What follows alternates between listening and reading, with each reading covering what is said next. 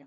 Chapter 7 is called Interconnected Resilience and Resistance, and really dives into work in systems on what it means to have a resilient system. And part of what it can mean to have a resilient system is to resist people who are trying to change you. So we talk about the literature on systems that don't change, and we talk about the forces at the individual, group, and systemic level that empower that resistance.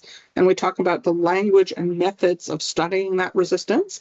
And then we also talk about the idea that resilience can mean transforming your group to adapt to a changing environment and to meet the needs of the moment. And so it's a really rich chapter. It's the first chapter where we talk in depth about the interdisciplinary literature on systems. And I think that is in and of itself interesting.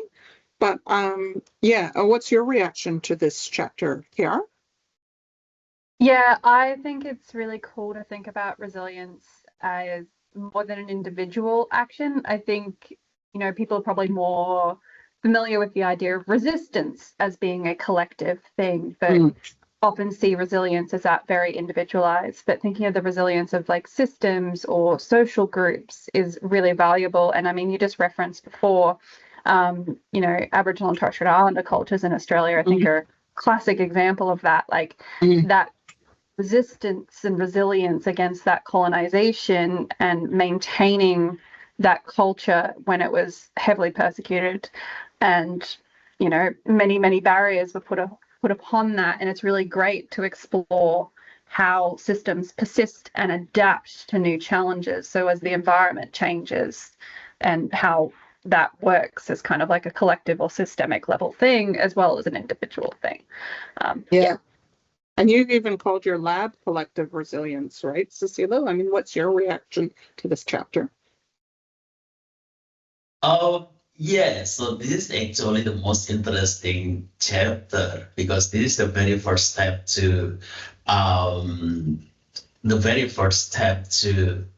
talk what we mentioned, what we call as the new approach in this book. So we talk about interconnections, and these interconnections are represented through network. So actually, when I try to imagine the overall book, after I read the overall book of this book. So firstly, I think about, so it's not something represented in two-dimensional, it's more than something two-dimensional. So it's like, rather than just a rectangle, or it's like some like cube or like a ball. So we talk about place, we talk about space and time at the same time. And then, but there is also another thing that coming to my mind when I after I read this book, that we should not understand anything as something interconnected and cannot be separated from the others. And this chapter will introduce us to that way of thinking.